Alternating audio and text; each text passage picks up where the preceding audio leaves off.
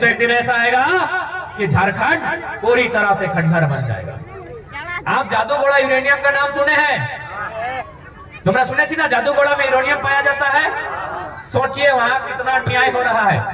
हम यूरेनियम का विरोधी नहीं है, ना यूरेनियम तोड़ने का विरोधी है, लेकिन वहां 7 गांव का रिपोर्ट है, 7 गांव का वहां रिपोर्ट है कि वहां की जो महिलाएं हैं 47% महिलाएं मां नहीं बन सकती। किस लिए? जो यूरेनियम तोड़ा जाता है उसके रेडिएशन। सलमा सोरेन नामक एक आदिवासी महिला है, उसका 6 गो बच्चा पैदा हुआ, 6 का 6 मां के पेट में भरा हुआ पैदा हुआ।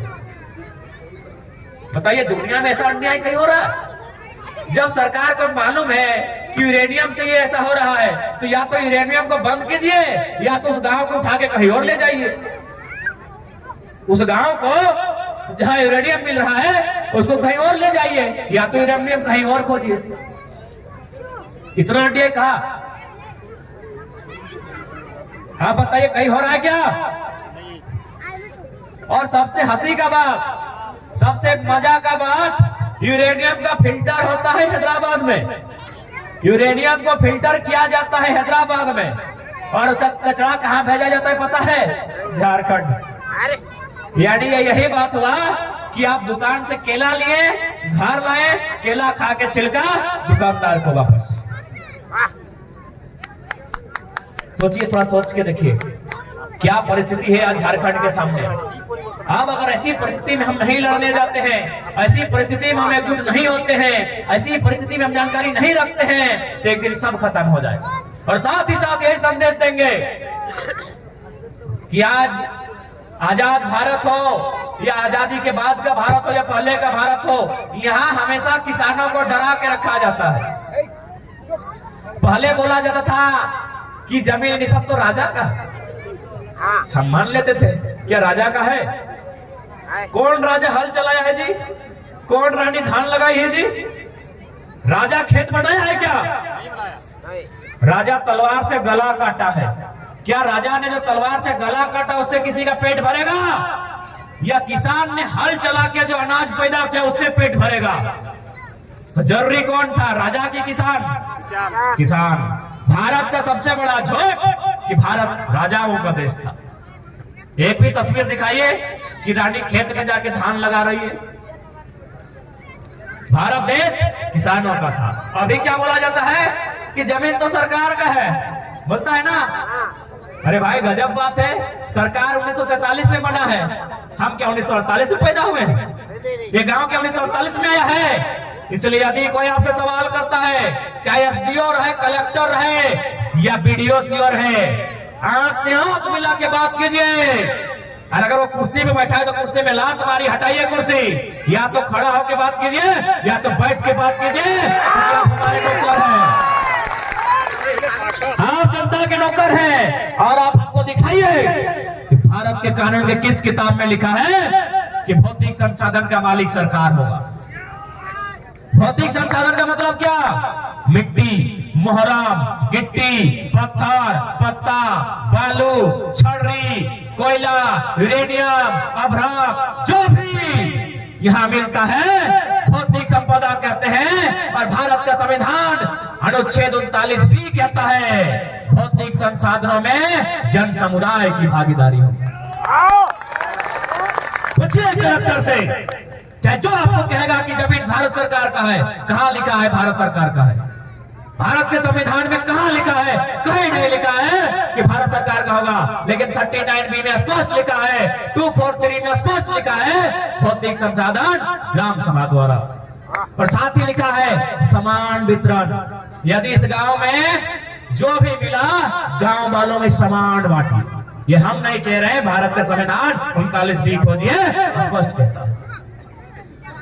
इसलिए यदि आपके गांव में कोई पत्ता पाला है, कोई पत्थर है, कोई बालू है, बालू भी ये तो उठा गए, आप बालू बेचिए, बालू आपका है, किसी के बाप का नहीं है, किसी कानून में नहीं लिखा है।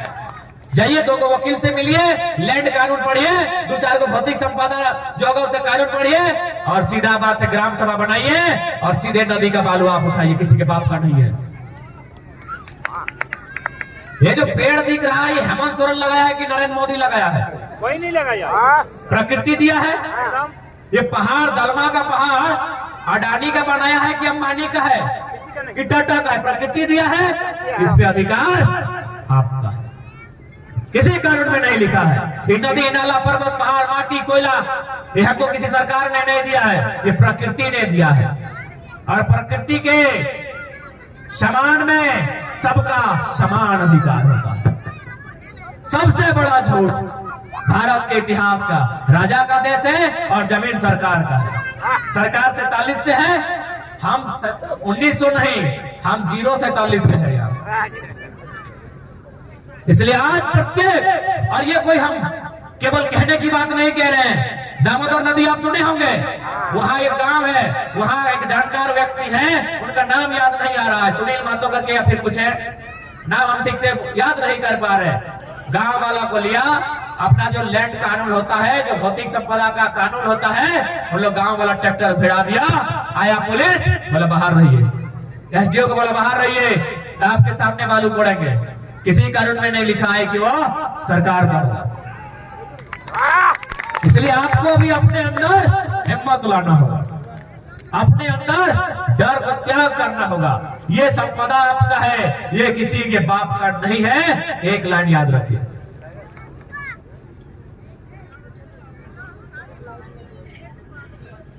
इसलिए आज झारखंड के हर एक वर्ग, किसान रहे, कामगार रहे, महिला वर्ग रहे, छात्र रहे, कलाकार रहे, सबको आंदोलन करना होगा।